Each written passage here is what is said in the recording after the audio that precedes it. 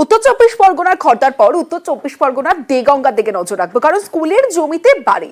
দেগঙ্গায় স্কুলের জমিতে বাড়ি তৈরির অভিযোগ আর জমি দিয়ে বিপাকে জমি দাতা অভিযোগ পেয়ে কাজ বন্ধ করলো স্থানীয় গ্রাম পঞ্চায়েত। সরাসরি চলে যাবো, জিয়াউল আলম রয়েছে আমার সঙ্গে, জিয়াউলের সঙ্গে কথা বলবো। জিয়াউল, একটু বিষয়টা জানতে চাইবো যে জমি দিয়ে বিপাকে জমিদাতা আবার স্কুলের জমিতে বাড়ি তৈরির অভিযোগ, ঠিক কি হয়েছে? দেখো, একেবারে সরকারি স্কুলকে জমি দান করে বিপাকে পড়লেন জমিদাতা, অর্থাৎ দেগঙ্গা চাপাতলা গ্রাম পঞ্চায়েতের চাঁদপুর এপি স্কুলের যে প্রায় 70 বছর আগে প্রায় 25 শতক জমি দান করেছিলেন, কিন্তু সেই জমির পুরোটাই বাউন্ডারি দিয়ে ঘেরা। কিন্তু এখনো পর্যন্ত সেই জমি একদিকে স্কুল কর্তৃপক্ষ কোন রকম ভাবে জমির মালিকের কাছ থেকে লিখে নেননি, বা জমির মালিক স্কুল কর্তৃপক্ষকে লিখে দেননি। এবং সেই বাউন্ডারির বাইরে তিনি একটি প্রায় 24 বছর আগে একটি দোকানঘর ছিল, সেই দোকানঘরের উপরে নতুন করে কনস্ট্রাকশন করছে। আর এই কনস্ট্রাকশনকে ঘিরেই উত্তেজনা, অর্থাৎ এলাকার মানুষের দাবি যে জমি দখল করে, অর্থাৎ জমি দখল করে, স্কুলের জমি দখল করে সেখানে কনস্ট্রাকশন করছেন। কিন্তু জমিদাতার জমি মালিকের বক্তব্য যে তার বাইরে, অর্থাৎ জমির যে 25 শতকের বাইরেই তিনি সেখানে ঘর করছেন।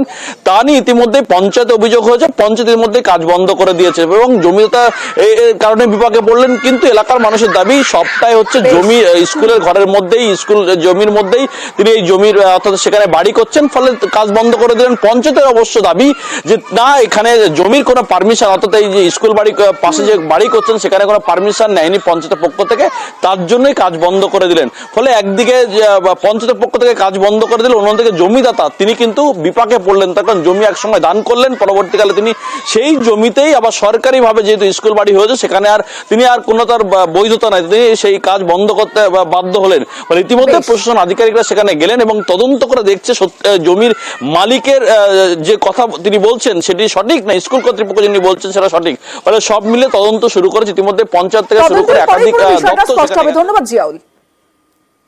এরা বলছে স্কুলের জমি আমরা দখল করে করছি, কিন্তু স্কুলের জমি না, এটা পাশে। স্কুলের জমি যেটা দান করেছিল বাবা, ছোট ভাই যে দোকানটা করেছে পুরনো বিল্ডিং এর উপরে, করার পরে যে আমরা যে পারমিশনটা নেয়নি, প্রধান সাহেব পারমিশন নেয়নি, পঞ্চায়েত থেকে নেয়নি, ঠিক আছে, যার জন্য প্রধান সাহেব মানা করেছে বিল্ডিংটা স্টপ করে দেওয়া। জবরদখলে কোনো ব্যাপার নেই, না জবরদখল কোনো ব্যাপার। বাড়িটা কি ঠিক আমরা বুঝতে পারিনি, কোন জায়গাটায় হচ্ছে, স্কুলের জায়গায় নাকি, ওর জন্য বন্ধ করে দিয়েছে। এখন স্কুলের জমি আছে কিনা সেটা দেখার জন্য আজকে এসছে। সরকারি জায়গায় কিন্তু বাড়ি করা যাবে না। 20 বছর আগে ঘরটা করেছে যে মুদিখানার দোকানটা, তাহলে এখন তার উপরে যে ঘরটা করছিল কিন্তু এটা পারমিশনটা নেয়নি, যার জন্য তার জন্য কাজ বন্ধ। স্কুলের জমিতে দখল হচ্ছে বা এরকম কিছু আপাতত চাক্ষুষ দিক থেকে দেখছি না, তবে মাপযোগ করে বোঝা যাবে কি অবস্থা আছে।